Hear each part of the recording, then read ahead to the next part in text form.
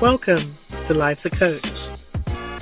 Our mission is to empower individuals like you to take charge of your life, discover your purpose, and elevate your performance to new heights.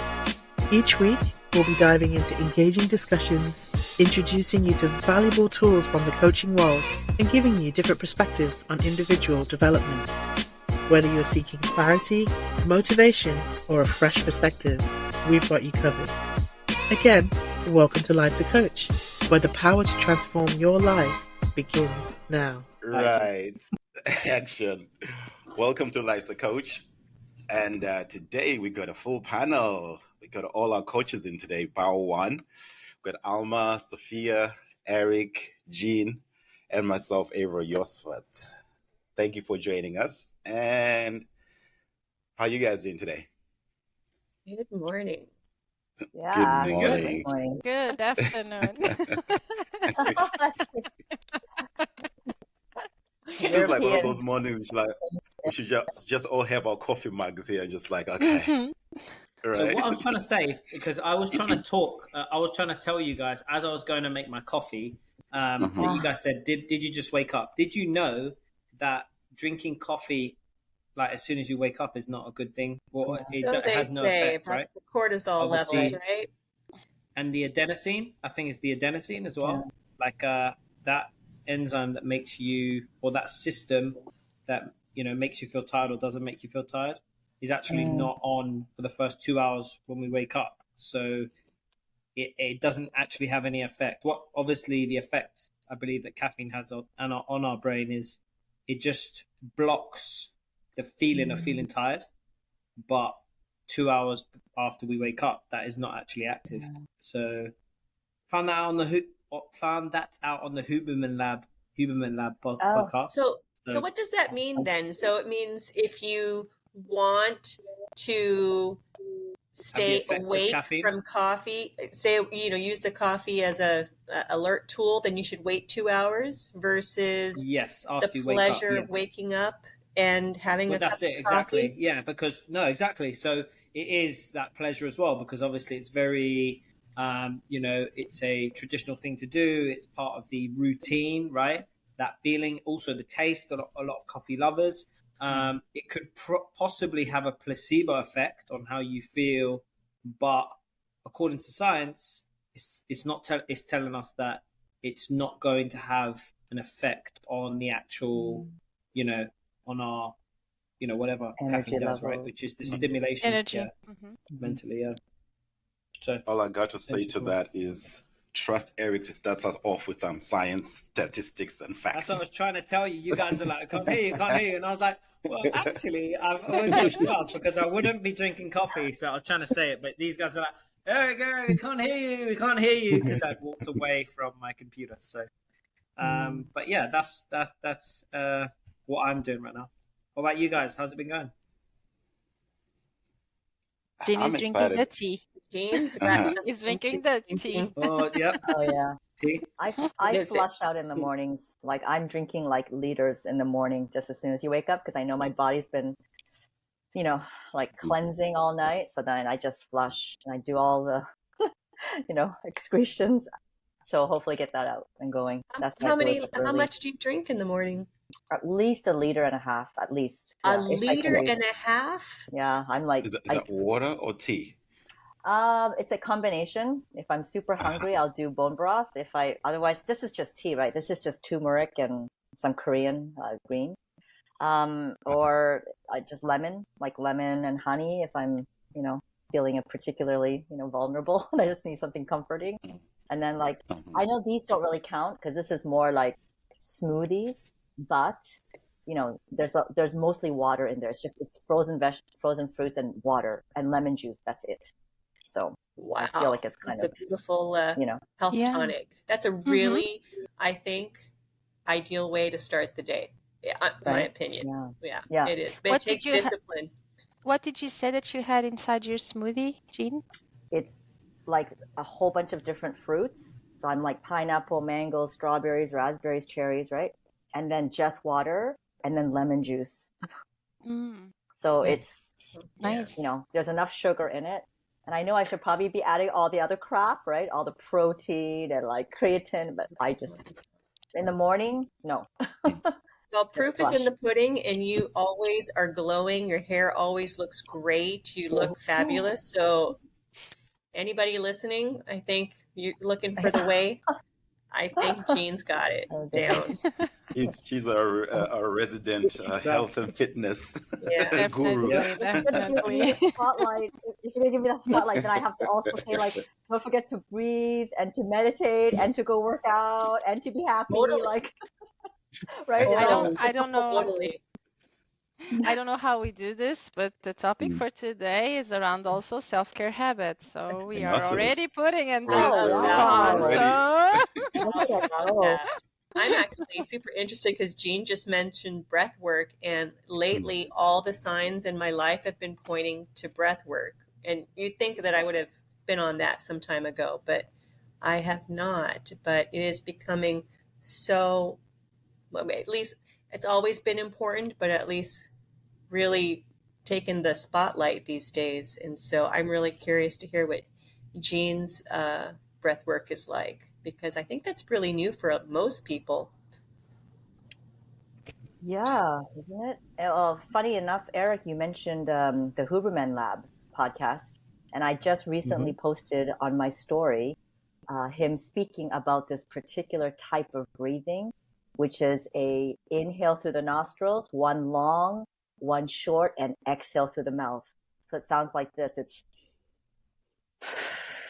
right. It's like one long, up, out, and apparently it does so much goodness, but so many different levels, and to do that even once when you're feeling very particularly stressed or triggered, it's actually enough to reset your brain.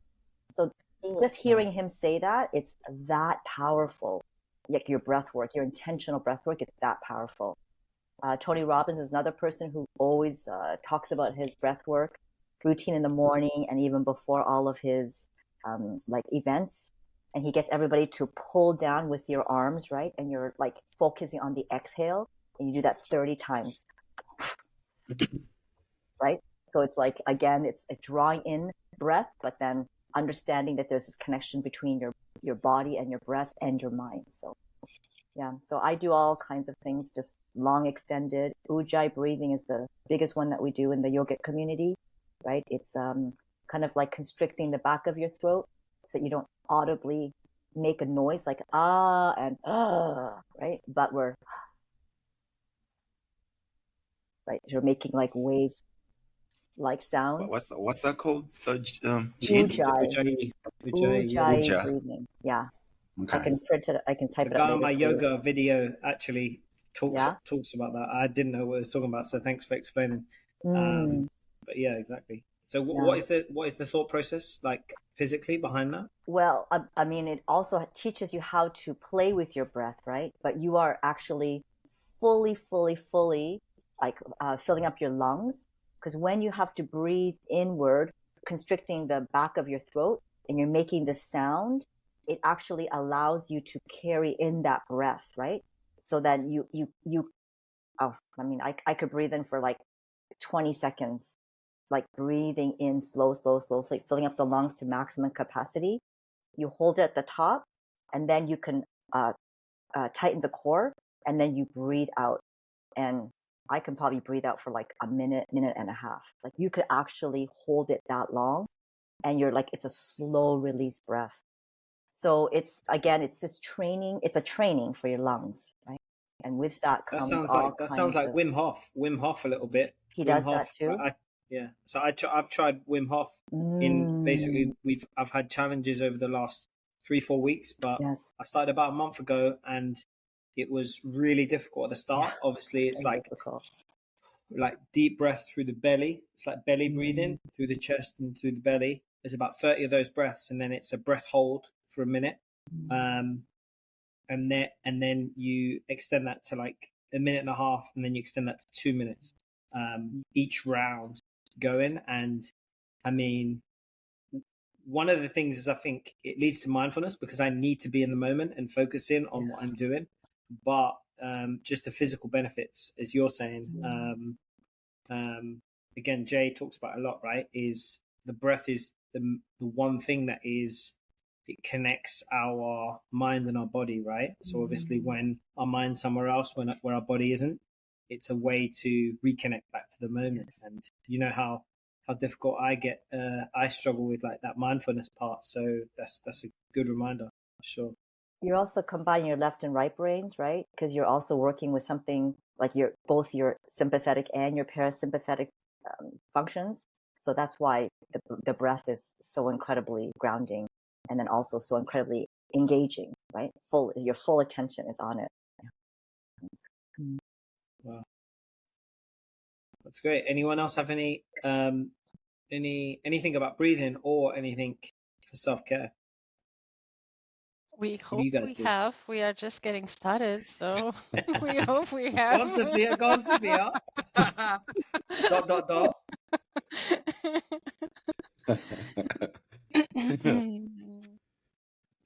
I just want to add that 20 years spending ago, spending time with loved ones. Sorry. Oh, what is that? I just whenever I take this is my little guy. Like when he was like, that is dark. I don't even know. That was maybe 1, but yeah, that's me and him. So yeah, well, just reminders of your loved ones, right? And spending time with people that mean the most. That's wellness right there. Right? Yeah. True. Mine is a mermaid. I don't know what that says about me. Like, I love mermaids. Right? Ooh, that's really cool. nice. Yeah. So symbolic. Do you see it? Yeah. Anyways, go ahead, Alma. I interrupted. No. Now you just like, now I'm thinking about one of my favorite things to do is pretend I'm a mermaid when I'm in the ocean. But that's something. Don't we all? Love that. Love that. But, not breathing, no. right? And then the breathing. Yeah, I could talk about the breathing thing too, but oh my gosh, I'm torn in 2 places. No, but I just wanted to say that 20 years ago, none of this stuff, nobody was talking about any of this stuff. And it doesn't mean it wasn't important back then. So I love that more and more people are open to not just breathing, of course, learning how to breathe, but mindfulness and meditation and this movement really, which also really encompasses our world as coaches as well. So it's really fascinating, and it's happening so fast. Just stop and think about that for a moment, and how the narrative has changed and continues to change. Yeah, I've seen a huge I mean, the talk of just being healthy, eating right, and staying active and staying. For me, I feel like in the past 2 decades, I've seen a lot more of it than before.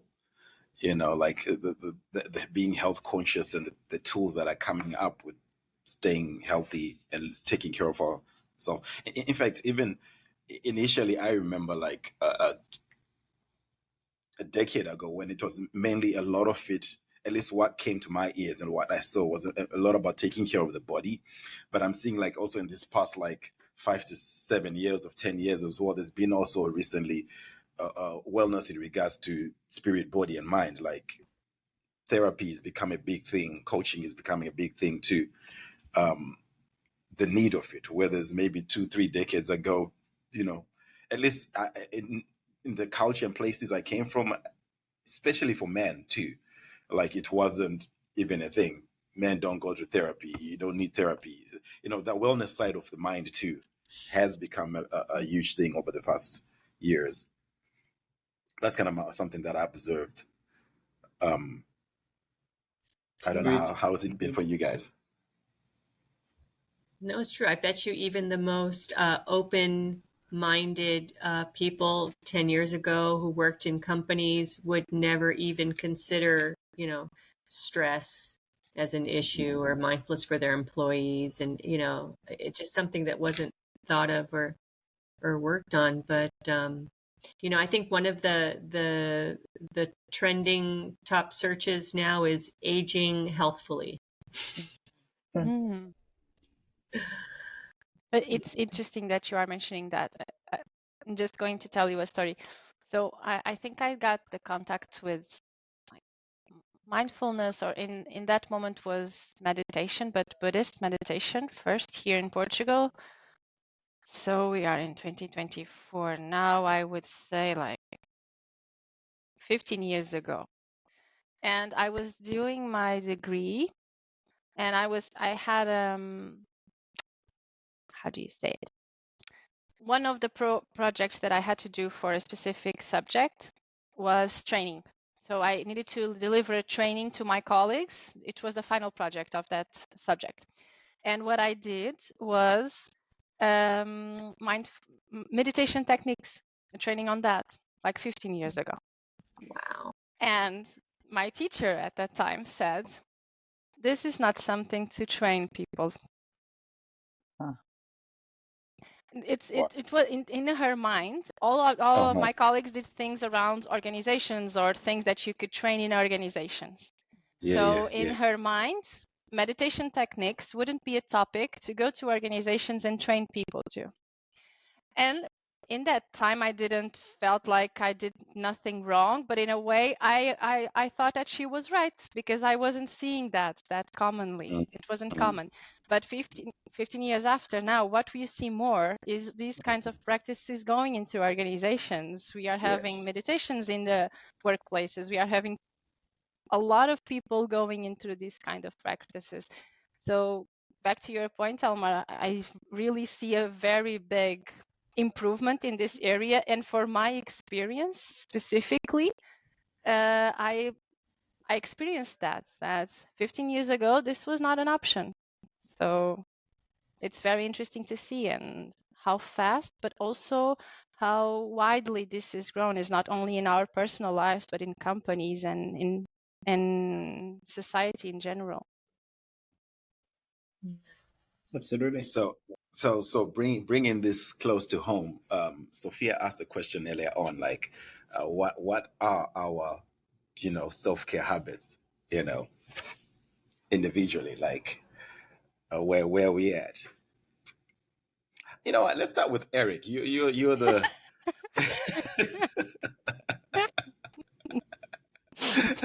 Really? You're the one who started this. You are the one who started this with the coffee. Considering what kind of coach you are, let's start with you. I'm sure you have to have some self-care habits. I hope so. Well, I think, again, just personally for myself, right? Again, I think one big thing is, as coaches, as life coaches, you need to practice what you preach, first of all, right? So we would be hypocrites if we didn't practice the areas that we are perhaps asking our clients to potentially bring into their lives, right? So definitely for myself, I try to have an AM routine and a PM routine. That's very much like kind of within the sports world and things like that. So when I wake up, I'll try to wake up, and now I've started actually going outside, because I heard on another podcast, it was actually somebody called Gary Brecker. Don't know if you guys have heard of him, but he's big into health and things like that. But basically, the idea of grounding early on when you go and going outside, right? So first of all, your actual feet touching the real ground can be very, very helpful to a calming kind of presence and getting you back on the right frequency, as well as seeing the sunlight, right? So luckily, a couple of us are in Florida, some of us have varying sunlights. I know when I was in England, it was not very sunny, right? So going outside and early on, maybe within the first 15-20 minutes of you waking up, seeing sunlight is very helpful to waking up and getting your can't remember what system, but your circadian rhythm, I guess, back up and running, right? And then I'll basically do that Wim Hof breath work early on when I wake up, right? So I'll do that, and again, and I'll switch between different things, man. I went for a period when I was doing just meditation, right? Trying to meditate for and not for a long time, 11 to 15 minutes or something like that. And then, now I'm doing Wim Hof, and then Other times, if I have a little bit more time, I'll actually try and get a little bit of yoga in, right? So if I'm feeling a bit tight, I've been playing or I've been training a lot that week, I'll maybe do that. So it really depends. But I think even just the gift of giving yourself 30 to 45 minutes. And, some people can't take an hour and a half before their day starts because their kids are waking up, right? But giving that gift to yourself before is really a telltale sign to yourself that you mean something, you matter. And I always tell my clients, right, you can't pour from a cup that's not full, right? So taking care of yourself, I think, is very, very important. And then PM, just on the flip side, this thing drives me nuts, and I know that it's my kryptonite, especially at night when people are maybe texting me or I'm trying to get some things done which I probably shouldn't. So having a technology blackout, right, 90 minutes before sleep, again, and I'm not perfect at that, but I definitely always tell my athletes that I coach that is really, really important, because now kind of just calm your mind. The blue light's no good.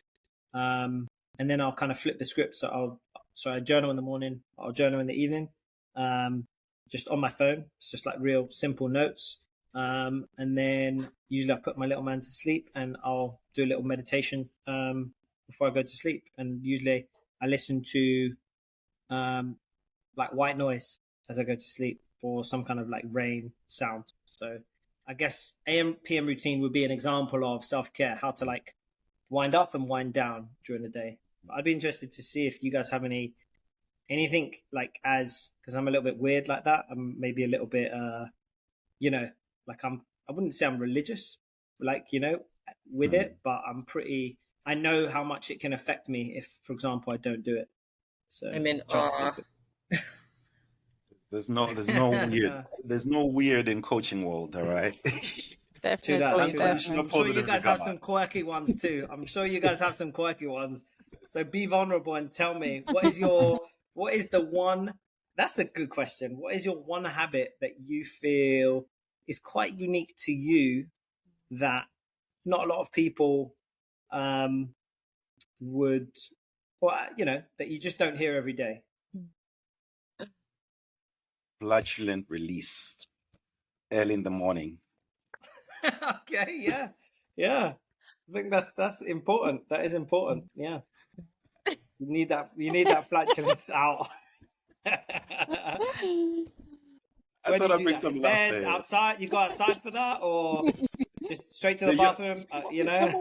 Some poses, you know what I'm saying? Like, yes.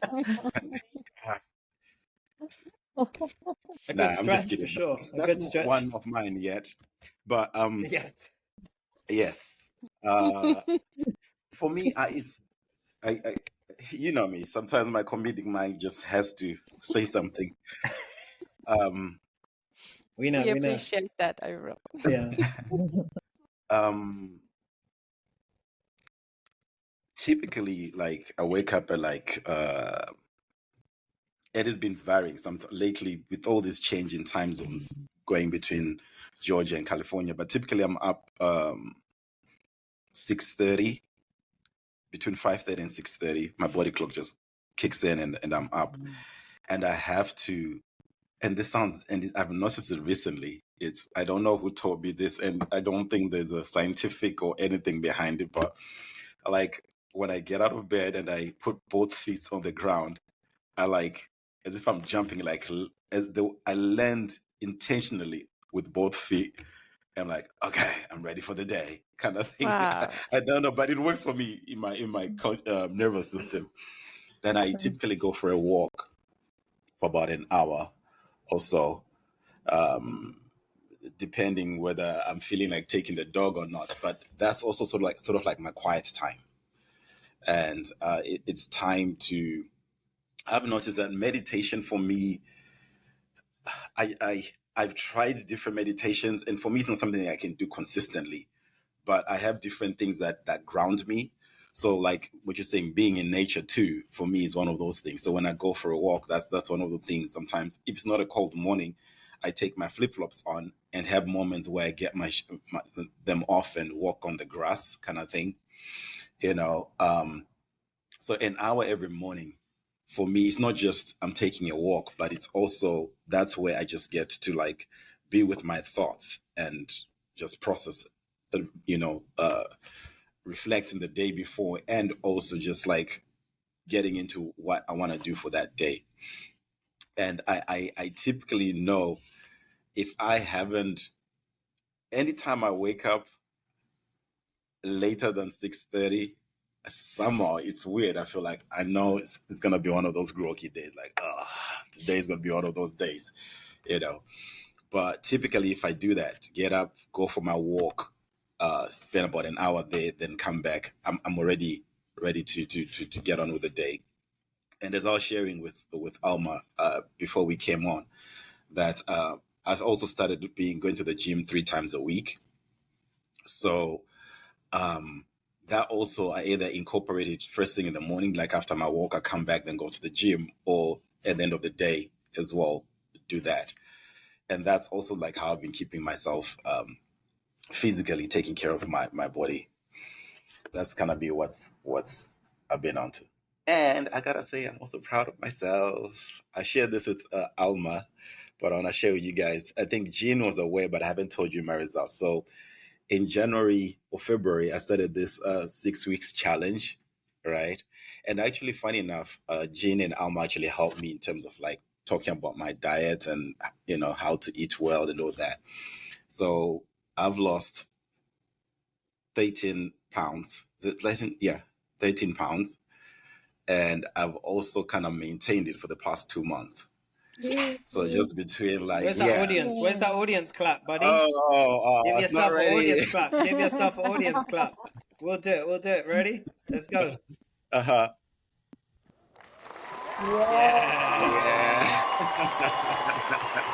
Let's go. Congrats. Love it. Wow. Yeah. Success. One of those little things I'm kind of proud of myself. Should be. I am. Yeah. So that's been what I've been doing. I'm like really, and it's interesting how I know Eric once mentioned this in one of the podcasts we did about intentionally eating or eating with intention.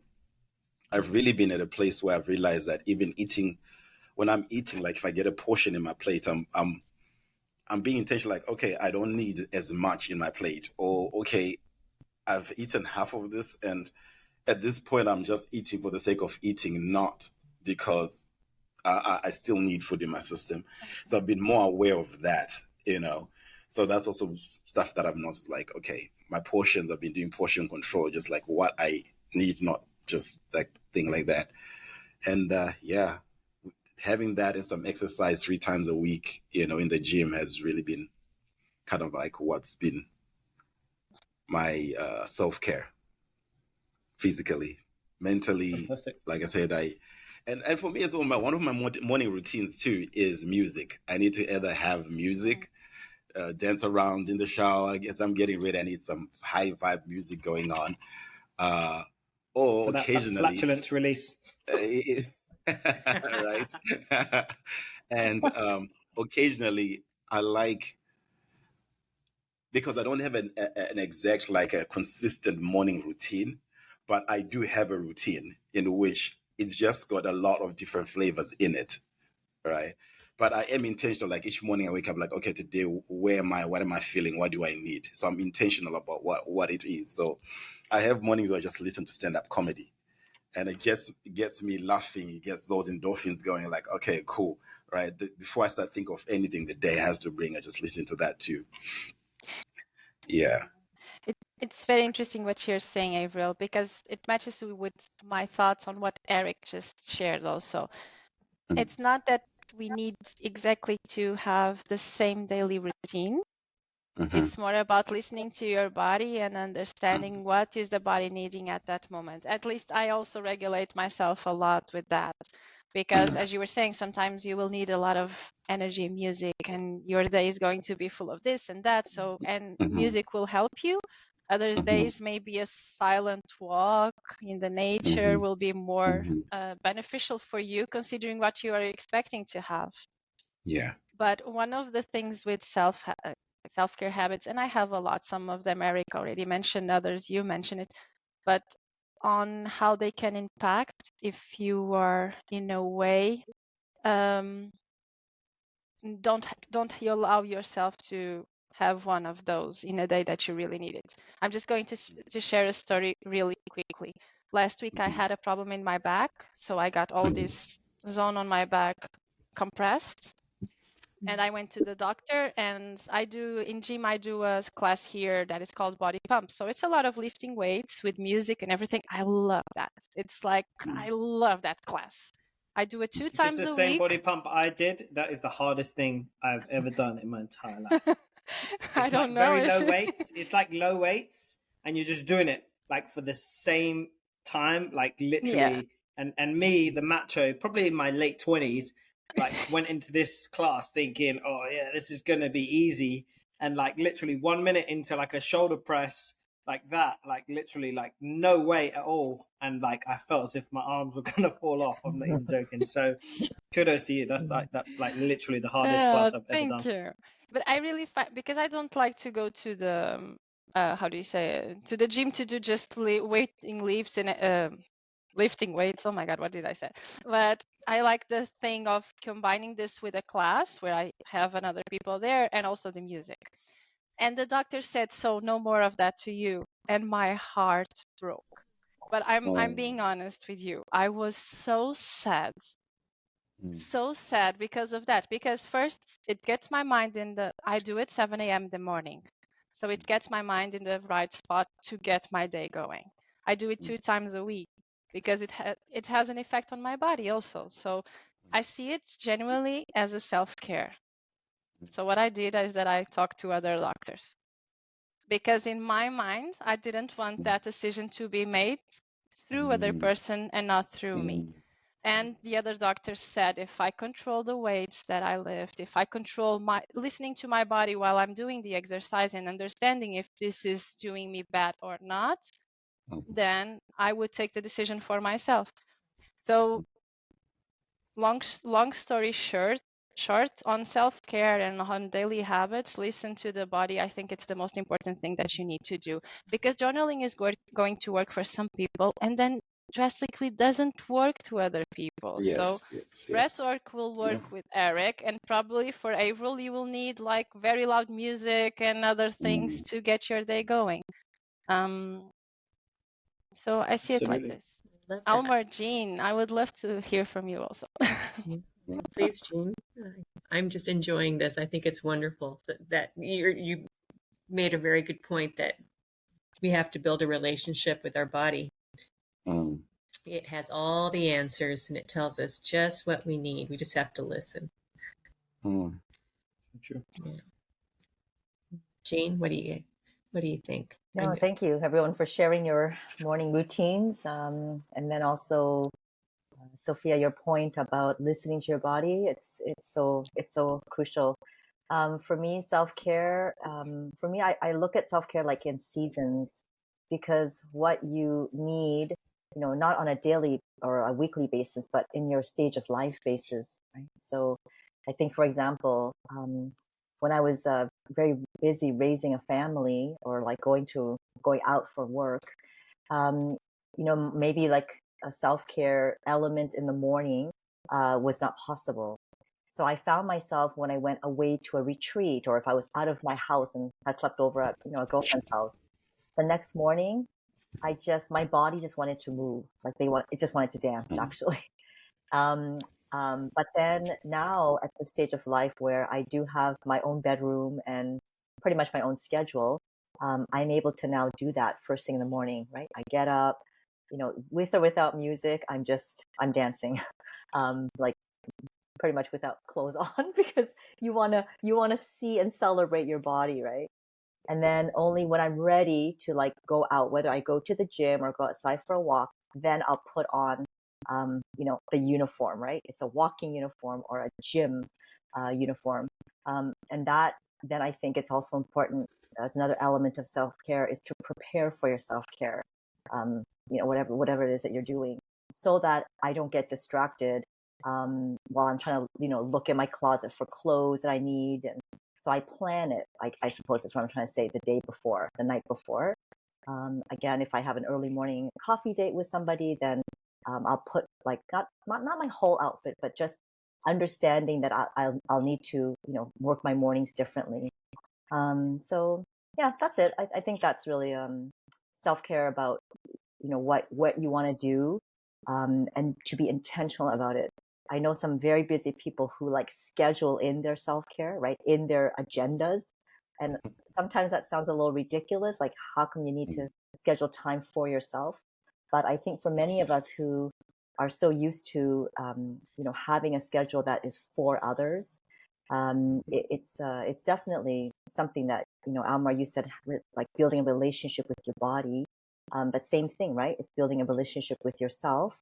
And you can't build a relationship without proper time, right? Without quality time and intentional time. So why don't we do that for ourselves as well? That is true. That is true. Yeah, that was beautiful. Celebrate your body.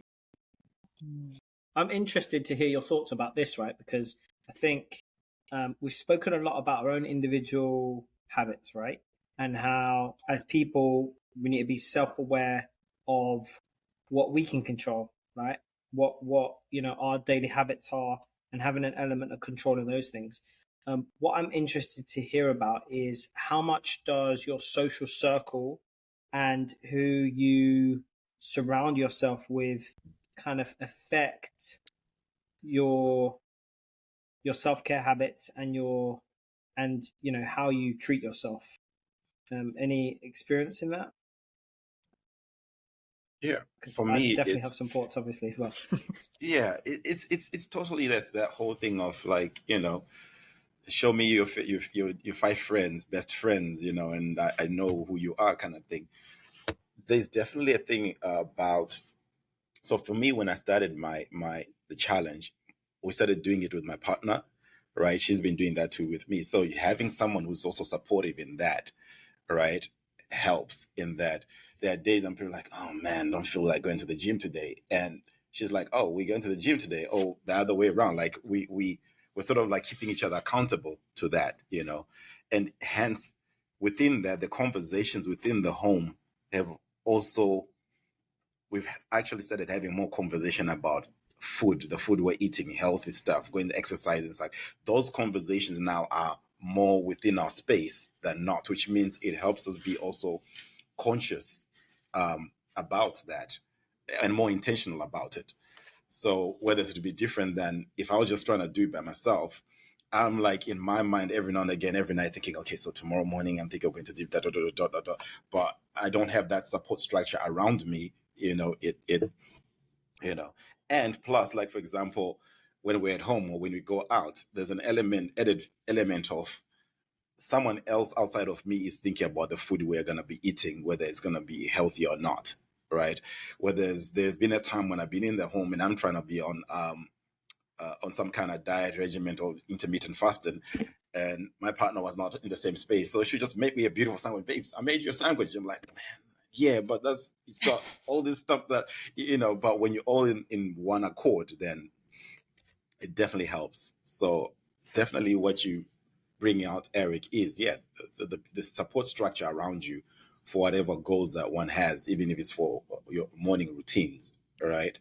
And I'll just finish that off with like the men's group that I'm part of, the Wolfart Way.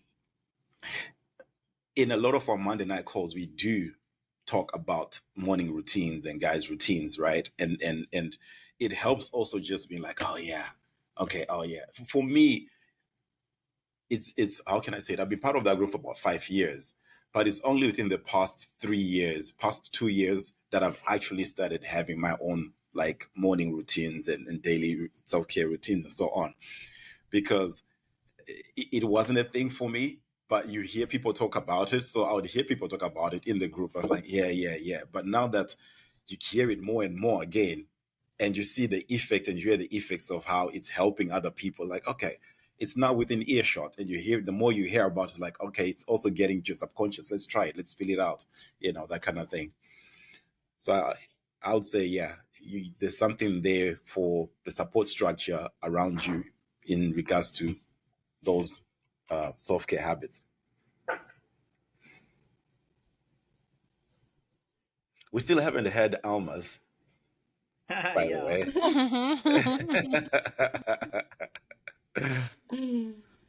I was hoping to slip by that one. Uh-huh. No, I have to acknowledge that there is a luxury of, I mean, there's a price for everything, right? But there is a luxury of being single without children. Just there is, and so I know that it's a very unique situation, and so therefore I might be a little bit more indulgent with self-care because I can, and but like everyone has said, you can, or as Jean, carve out 20 minutes of time for yourself. Or April said, wake up extra early in the morning just to give yourself a little time. Well, Alma, do tell, because I think like what you say there is really like everyone wants to talk about how are we going to carve out time as a parent, or when we have when we're married and like we're trying to be thoughtful of somebody else and things like that. Can you expound on that a little bit with regards to how you feel? Yeah, like how does it affect your I think that's Alma, important. don't sleep. Tell us about that 4 a.m. run that you were talking about. Before you okay. all came on. I didn't even know about this. Alma was just telling me about the 4 a.m. runs she goes and does in the morning. No, look, everyone has their priorities, right? And sleep is really very important. And I think sleep's always been very important to me. And so the amount of hours I get, I get a lot of slack from it, from friends and family, because, but because I will go to bed, I'll go home early because, like Eric has his wind down time. I need a couple hours to wind down as well. And then I know that my day starts very busy, with work, depending on what time zone I'm on. So whether it's children that need to wake up, or, the office across the world that is waking up, I need to be my best for that. And I know that my best means getting up early, getting in a good run, a shower, a meditation. There are things that I need to be my best self. So if that means I have to wake up at 4 a.m. and go to bed at 8 at night, then I will. And if it means I have to stop eating at 6 p.m, I will. And I'm not strict. There's weekends exist for a reason. And I may not be able to be with you Monday to Friday, but Saturday I'll stay up late. Maybe I might have to take a nap to do it because of my internal clock. But I will, and I won't call them sacrifices, but they're compromises, right? And ideally, you're living in a home where other people also have the same values as you, or just acknowledge and respect that that's how you live your life and it works for you. There are night owls and there are larks, and one is not better than the other. So they say, but but you have an opinion. But I have an opinion. Anyway, so that being that, even I'll tell you, this is a nice, I love this, something I implemented years ago, and everybody can do it. So I have a repeating calendar reminder, and I like to play and mix it up during the day and the times, and it pops up and it reminds me. It just says, what is the most loving thing you can do for yourself right now? And it gives me that moment to stop whatever it is I'm doing and do something loving for myself, whether that be get up and go for a walk, or get up and have a big glass of water, or whatever it is. And I have them scheduled throughout the day. And I think that's something that everybody can do, just what is the most loving thing that you can do for yourself right now? Love that, Omar. I'm going to share mine with you. It's in the morning, pops in my telephone also. What can I do today that is going to make today a great day for me? It's a little bit like Beautiful. journaling, of course, but it's something that gets my mind in the right place. And as you said, it's simple for everyone. Most of the people we know have phones, right? We hope. At least to see our podcasts also, it's a good way of seeing it. But sometimes it's about being, as you said, Almar, and I want to emphasize that word, is compromise, because we sometimes compromise a lot with other people. And Eric, you were asking us about the people that we have surrounding us. We get a lot of compromise with others, but we don't compromise with ourselves. And I've heard of, and Jean, after you can talk about your experience as well, but I've heard of brilliant mothers that I know that have 3 kids and wake up at 4 a.m. in the morning, just as you're saying, Almar, to go for the run, go for the walk, just to be in the better place to wake up their children.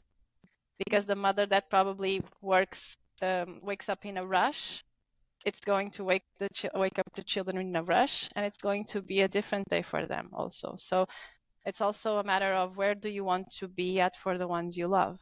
Yeah. In what place? And I have to say that, it's so easy for us to say this, and you can have a working mother and say, oh, really? That's great. By the time I get home and I have to make dinner and then I have to clean and and then it's 11 o'clock at night. There's no way I'm going to wake up at 4 in the morning, 5 in the morning to get that. I get it. Absolutely.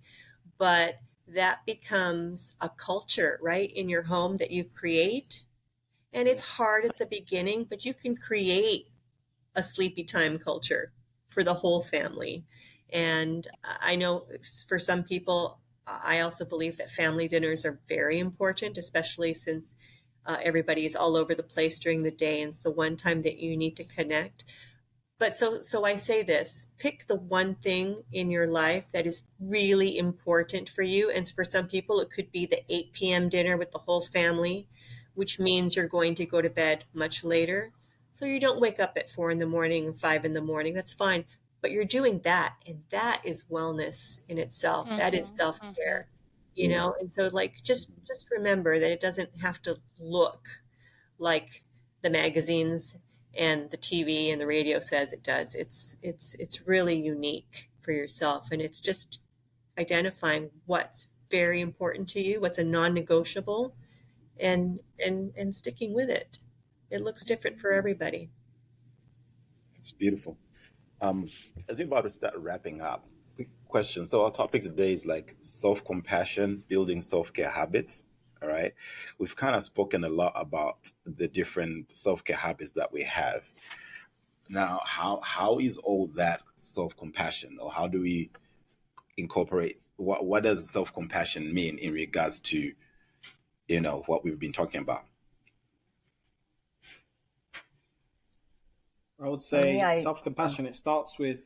Sorry, Jean. Do you want to go? No. Cool. Yeah, I guess self-compassion. It comes back to exactly what Alma was talking about, right? With regards to having that awareness and understanding of your own situation. It can be really easy us talking about our self-care habits. Again, this has taken years. Probably a decade for me from the first time that I ever tried meditation to now. Coming, as Avril said as well, right? Within like the last 3 years, I would say probably for me within the last year, 2 years, where I've even come close to what I would call an early morning routine, right? So just know that it takes time and to be self-compassionate with yourself. So to be fair with yourself and to understand your own situation, right? And to Almar's point, if you can add just one thing for yourself, right? And it may not be one of those cliche things that everyone else is talking about. Like today, every Friday, I'll try and go to play soccer with my friends, with my coach friends, because that's something I'm giving back to my inner child that I know I absolutely love. It has nothing to do with self-care. It's not like, something that is cliche that is going to make me better, but it just makes me happy, right? And anything that makes you happy is something that you're giving back to yourself, and you're being self-compassionate. Beautiful. Yeah, I was going to say, to me, self-compassion, for me, it boils down to prioritizing. So it's like self-prioritizing. When you see a lot of good causes in the world and people or organizations that require, your money and your efforts and your time, it's so hard to choose. So it's like where you focus is where your energy is going to go towards, right? Even if other things are great things, you can't do everything or you can't serve everyone. So I think for me over the years, and I love your point, Eric, it's true. It takes a long time to bring down come to a routine that works for you at that particular stage of your life, and then it'll switch again, right, before you know it. But I feel that prioritizing yourself and not feeling guilty about it, right? We're in such a culture where we think that oh, that's so self-centered or selfish, and I think all throughout my motherhood, I always kept this one quote that my midwife said to me from like day one. And she always said, I mean, I know it's a Jamaican saying, like, if mama ain't happy, nobody happy, like in the house. But, and that's cute, but it actually is so true. Later, I read a lot of psychology books saying that the greatest gift a parent can give their child is your happiness. And why? Because then the children don't feel burdened to be your happiness for them, for yourself, right? Love that. So, I remember always feeling that if I don't even know what makes me happy or what I can do, that like play soccer with my friends, that I just am doing because it makes me happy, how is anyone else going to know, right? And then living in community or in a family or whatever your circle of friends that Eric mentioned, this whole interchange of respecting other people's way of self-care or self-compassion, and then also extending grace, right? And then receiving grace. And I think it's this interchange, right? Because if I'm going to judge somebody's way of self-care, and I'm, I don't know why, but I'm thinking all of a sudden, like newlyweds or even as husband and wives, or spouses, where one person always wants to be included in everything, right? So let's say, Eric, you're like, I'm going to go out with my guys and, go play soccer, have a beer. And then, let's say your spouse at home is like, oh, but I need you here, right? They kind of cling on to you.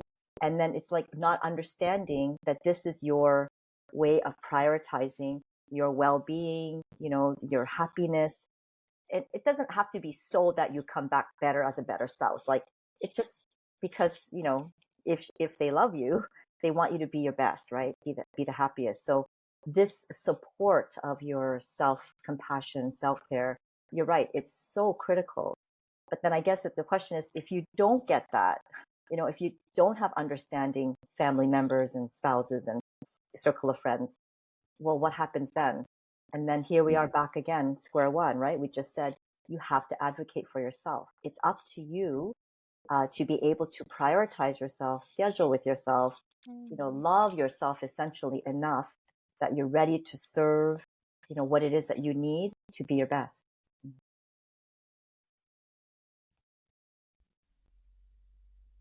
Awesome. Any final words, Alma, Sophia? So I love what Jean said. I would have loved to hear you, Jean, say it in the Jamaican accent. Yeah. If the mother not happy, the picking them not happy too. Sure. Thank you, April.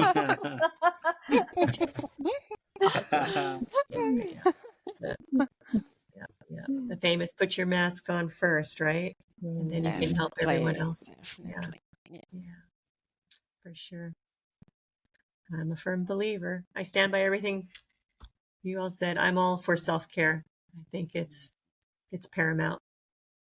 Yeah. And you were saying, Jean, that society sometimes criticizes that, but we must be the ones to say why this is important. If we know why and if we understand the cause behind it, then let's change what society is saying. Because people, as you were saying, we have seasons and we are facing a different season now for society also. And taking care of ourselves, so practicing the self-care, definitely it's going to make the world a better place if we start with us, right?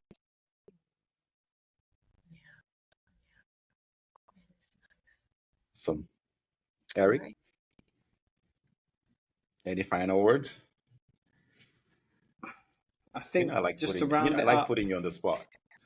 I know you love it. You love it.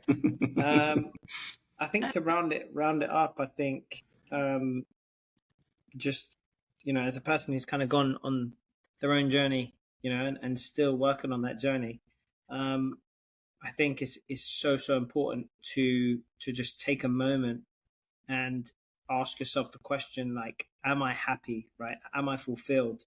Because I think it's so easy to play the role, right, of the good husband or the good employee, the good father, right, the good friend, and to fit into this mold that everyone else has kind of put you into, right? Because somewhere along the way you lost control of your own life and you basically just decided to defer to everyone else, right? Because you felt that it was the right thing to do, that you were being stoic in some kind of way, right?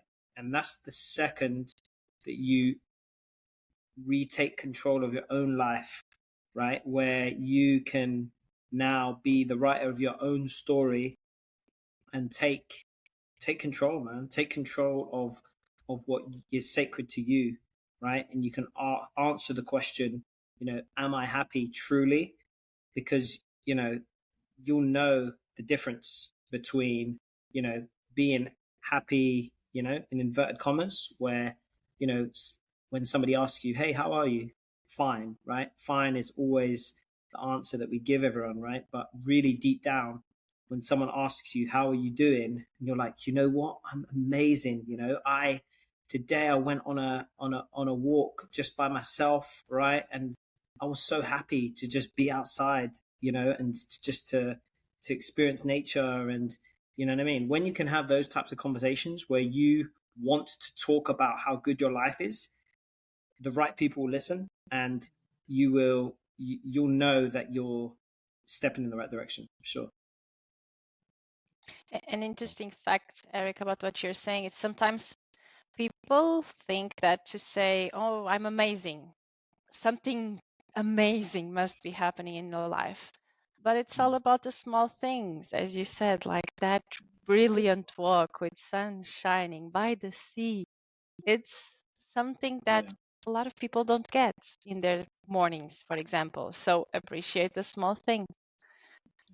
And the power of words, right? Because you just gave that person the gift of hearing the word amazing versus fine. Yeah. You just impacted somebody else. So that's really beautiful. It's contagious. Yep. Yeah. All right. So thank you to our amazing coaches today, Alma, Sophia, Eric, Jean, and thank you for joining us on Life's a Coach. And we know you definitely got something today. And we just pose that question to you too, like what is your self-care habits? And are you showing yourself compassion in it? So just food for thought. Once again, thank you for joining us, and we'll see you next time. All right, See guys. you. Thank you so much. Bye-bye. Thank you for joining us on today's episode of Life's a Coach, where our conversations aim to empower and support your personal growth. Until next time, remember that personal development is ongoing, so keep exploring, keep learning, and keep living a life that aligns with your true purpose. Take care, and we'll see you on the next episode of Life's a Coach.